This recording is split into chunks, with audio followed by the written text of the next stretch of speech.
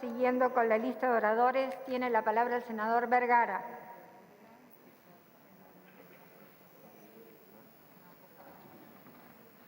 Muchas gracias, señora presidenta. Debo reconocer que me generó hilaridad la anécdota del senador preopinante acerca de que en su primer alegato como abogado le dieron el consejo de que demasiado largo para tener razón. Estamos tratando ahora un proyecto de ley de urgente consideración que tiene 501 artículos. Me pregunto si ese mismo consejo no podría aplicarse a lo que estamos tratando hoy, demasiado largo para tener razón.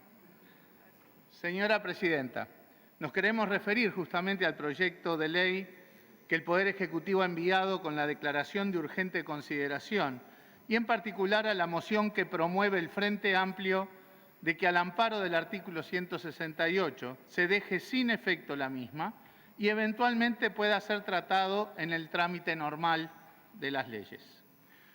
El Frente Amplio no rehúye el debate sobre ningún tema.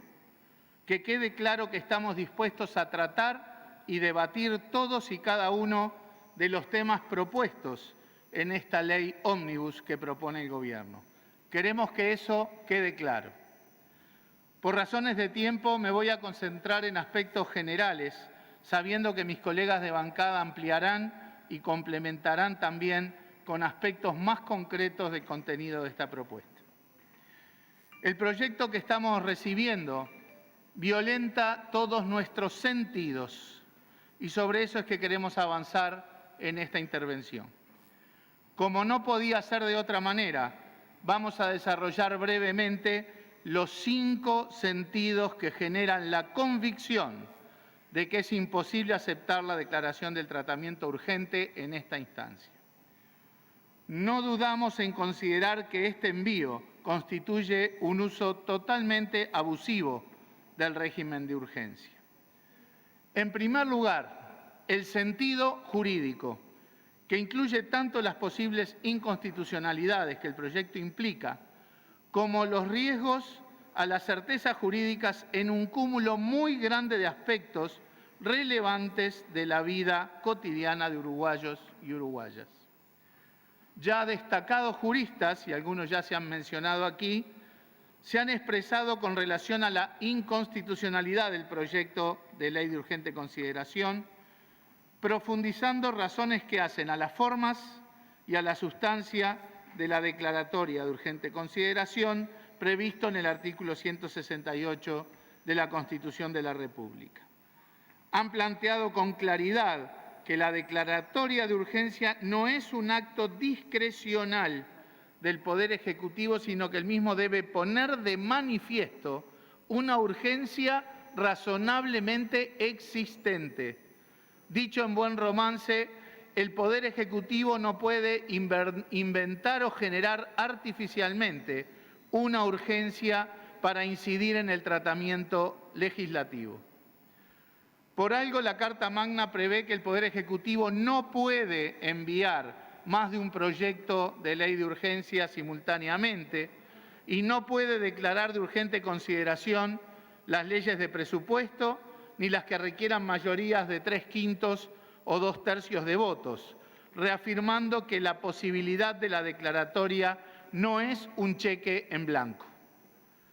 Honestamente decimos que podríamos pasarnos la vida entera en este recinto para que nos convenzan de que la enorme cantidad de temas y artículos contenidos en este proyecto son razonable y objetivamente urgentes. Y no creo que ningún legislador o legisladora hagan posible esa proeza. Asimismo, rompe los ojos que por el alcance del proyecto de ley de urgente consideración, la misma constituiría lo que comúnmente llamamos una ley ómnibus, ya que es evidente que incluye normas que por su contenido deberían, sin dudas, estar en leyes separadas. La dimensión de esta LUC es inédita. Este proyecto modifica decenas y decenas de leyes preexistentes. Parece querer contrabandearse varias leyes en una y se pretende que miremos para el costado. Este es un elemento más que nos permite afirmar que implícitamente, y no es necesaria la mayor de las sagacidades para visualizarlo, se estaría violentando la norma constitucional que impide que se envíe más de un proyecto de LUC a la vez. Por otra parte, la declaratoria en este caso es una afrenta al principio de separación de poderes. Es sabido que además de permitir plazos de tratamiento parlamentario muy exiguos, las leyes de urgente consideración quedan aprobadas aunque el Poder Legislativo no se expida sobre su contenido. En un extremo, sería como tener una ley vigente por la sola voluntad del Poder Ejecutivo. Si las características del proyecto conspiran contra un tratamiento parlamentario mínimamente profundo, como es el caso de un proyecto de 501 artículos de temas tan variados, esta agresión a la separación de poderes queda mucho más nítida. Esta flaqueza constitucional agrega un riesgo mayúsculo. Si ahora se legisla en tantos y tan importantes temas de la vida social del país y estas normas están expuestas a la declaratoria de inconstitucionalidad, pasamos a estar en un tembladeral jurídico generalizado, dado que las certezas que tienen que tener las leyes estarían muy cuestionadas. Queremos estar en un país con certezas y seguridades jurídicas, sobre todo cuando refiere a dimensiones fundamentales como la seguridad, la educación, la salud, la vivienda y tantas otras. Un segundo sentido al que nos queremos referir es quizás el más sustancial y hace a la calidad de la democracia. Es evidente que los plazos previstos para el tratamiento parlamentario, 45 días en esta Cámara que ya están contando, resultan absurdamente exiguos para abordar más de medio millar de artículos de temas tan distintos. Nadie en su sano juicio puede fundamentar que podrá darse un verdadero análisis y un profundo debate sobre todos y cada uno de ellos. No habrá tiempo material para ello, aún considerando nuestra más absoluta disposición al mayor esfuerzo de trabajo legislativo. Pero además un proceso realmente democrático en la generación de leyes debe incluir la más amplia participación ciudadana, recogiendo las visiones de todos aquellos interesados en los temas a tratarse. La variedad enorme de aspectos que involucra este proyecto implicaría la necesidad de que muchas organizaciones de la sociedad civil, de las gremiales empresariales, de los sindicatos, de la academia, de los diversos estamentos de gobierno, comparecieran a volcar sus apreciaciones sobre las normas en cuestión. Nuevamente, no creemos que alguien pueda plantear que eso va a ser posible en la extensión y la profundidad que garanticen un verdadero análisis y un debate con la seriedad que la sociedad uruguaya merece. Y todo aquello que erosione el contenido democrático del debate legislativo, flaco favor le hace a una institucionalidad política y social de la que normalmente nos enorgullecemos. Instalar la modalidad de gobernar en base a estos mecanismos no parece ser un impulso al fortalecimiento de la democracia en el país.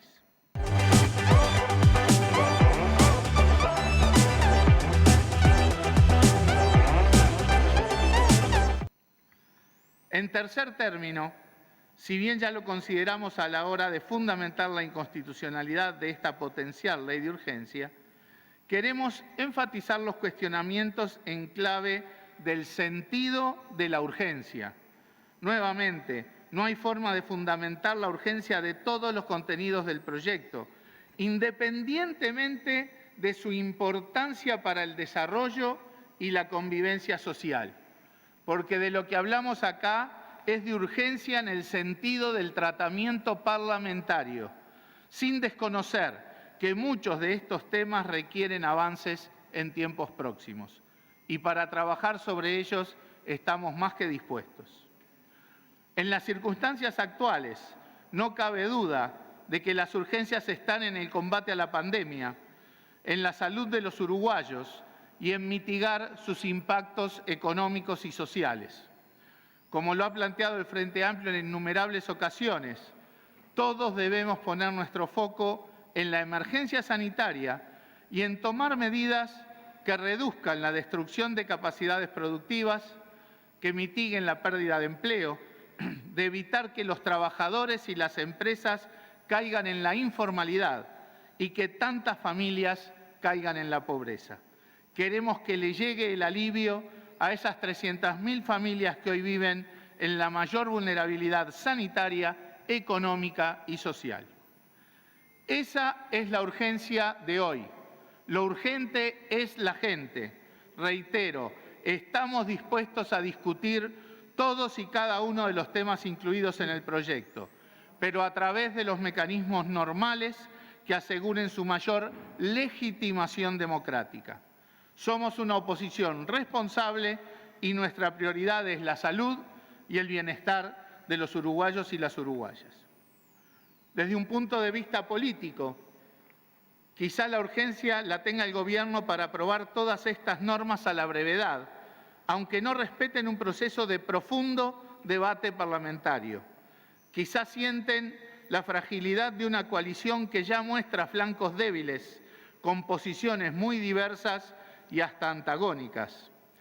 Pero la responsabilidad de la hora no debe permitir que una necesidad política coyuntural de la coalición de gobierno se anteponga al contenido democrático del proceso parlamentario ni a las verdaderas urgencias de la sociedad uruguaya.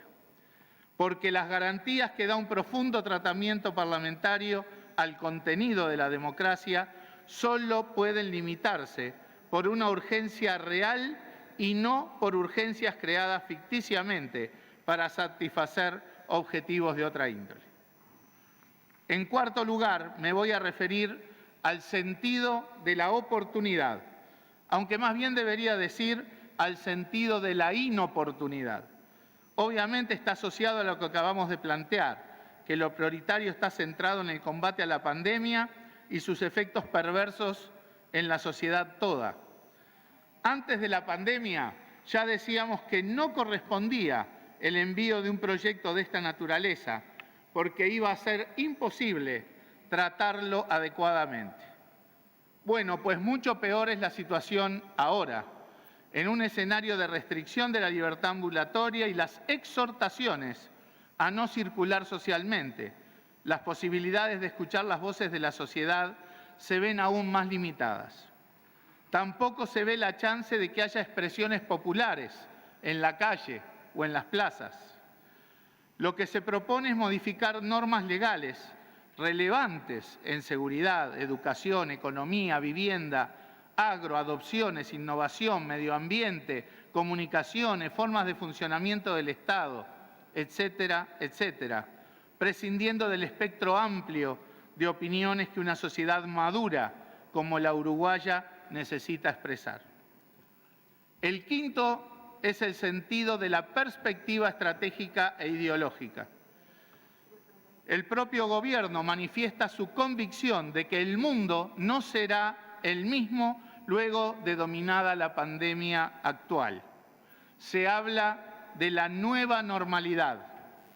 Sin embargo, se propone una ley con los contenidos generados durante la vieja normalidad y con las urgencias de la vieja normalidad. Nuevamente uno se pregunta cuál es la verdadera razón de este apresuramiento. Lo que parece no cambiar en la nueva normalidad es la perspectiva ideológica de este Gobierno, porque el proyecto constituye una marcha atrás en múltiples aspectos que habían contribuido al bienestar y la equidad en el país. Y porque ninguna de las secciones va en la dirección de robustecer el Estado, ni dotarlo de herramientas, ni ensanchar sus niveles de respuesta, siendo que es en los Estados donde radica la capacidad de superación de esta crisis sanitaria y sus profundas consecuencias. Si algo ha quedado meridianamente claro en esta pandemia, al igual que en tantas crisis anteriores, es que el mercado no resuelve situaciones críticas sin hacer un daño mayor. En estos tiempos, el mercado se dedicó a remarcar precios, a especular, mientras la sociedad toda giró su mirada al Estado, porque es con políticas públicas que contribuimos a mitigar los costos de esta crisis y ponemos proa a la solución posterior.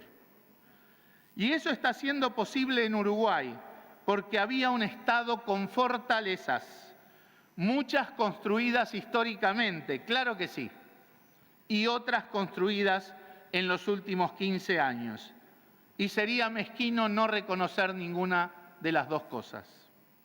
La versión liberal fracasa si se piensa que se puede debilitar sistemáticamente al Estado y después que éste aparezca de un momento al otro, cuando es imprescindible, como por arte de magia, simplemente levantando un interruptor o apretando un botón.